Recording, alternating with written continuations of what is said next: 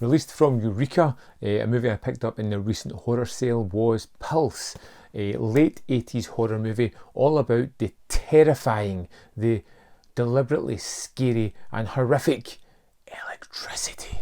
Ooh, gives you chills just thinking about it. Well, it doesn't really, but it's a kind of fun, novel movie that has some really good cinematography, some nice moments of atmosphere, but ultimately is let down by a kind of lack of blood and gore and any kind of sense of real terror in this one. I did like the cast though. You get Cliff DeYoung, who's playing, as always, the dad. I think he's played the dad in just about everything I've seen him in. Roxanne Hart, and a very young Joey Lawrence as David, a young boy who is off to visit his father. The parents have been divorced, it's the summer, and he's going to live with him.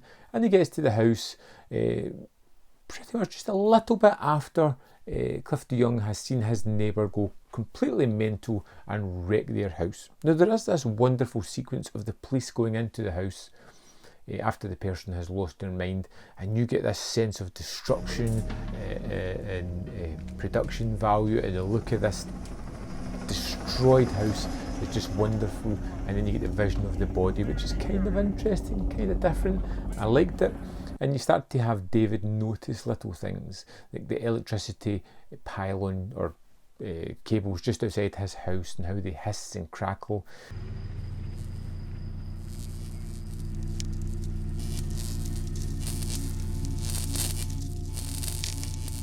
And how the electrical appliances within the house are starting to act a little bit odd. They're becoming a little bit uncharacteristically blowing fuses. They're doing things they shouldn't really be doing, and it definitely feels as if there's a presence in this house, something that only David realises.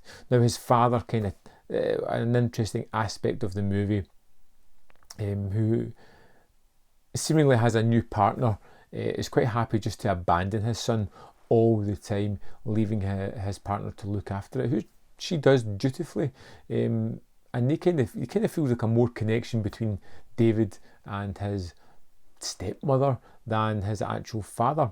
And you kind of have this character of David acting out, as you would expect, feeling as though something is going very wrong within his life.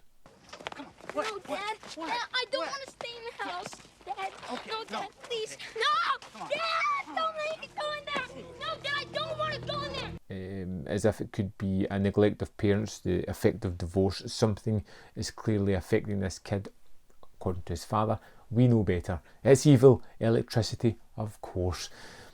But there's some really fun moments within this movie that I really did quite like. I loved the idea of the spooky old man. The kind of guy that you would see in Friday the 13th saying something like, "You're doomed, you're all gonna die." And I know what I know, boy, but I'm not telling it. And as we are introduced to this character, as David meets him in the kind of shell of the house where the person had gone crazy before, he instantly starts acting crazy towards this kid, deliberately trying to just scare him.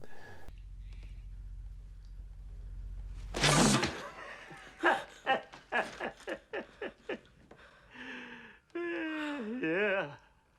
To make him feel uncomfortable, to tell him like he knows what's going on. He knows the electricity is evil. It's an unnecessary character. It's a silly character, but my goodness, is it just wonderful entertainment to watch him interact with this young boy. Now the crackling and the sound design and the hiss of the electricity is really prominent throughout the movie, and it's one of those things that just allows you to know that something is always going on, something is building up to a large surprise. But this movie is largely bloodless. It doesn't have a lot of effects of gore, it doesn't have a lot of scenes of real terror or fear. In fact, a lot of the things that happen are explainable in other ways, as we keep having these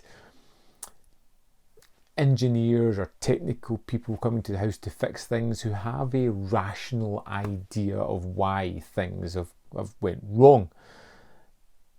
Look, I mean, What could have caused this pipe to split like this? Metal fatigue. But then it looks kind of good as well. It's nicely shot, and a lot of the actors do particularly well with the roles that they have, and they're fun to see within the movie. Even the little kids, although the acting is a little ropey, it's still fun. It's really well shot, and it has a good general sense of how to tell the story. It just doesn't eke enough into that scares and terror and the hair-raising fear that I was hoping from this one. Not a bad movie, one that I would say, yeah, check out. It's definitely fun, more on the kind of funner side of horror movie rather than the more terrifying side. But I did enjoy this one a hell of a lot more than Mind Warp. So I'd love to know what you think of this movie, and of course I've got more videos up here if you want to check out more of my content. And of course, if you feel I deserve it, hit this video with a like, maybe share it, and subscribe if you haven't already done so. And if you're feeling extra supportive, you can join the membership program and get access to extra content that's already on there, or maybe even just support me on Patreon. Thanks for watching, and I'll see you next time on Man v Film.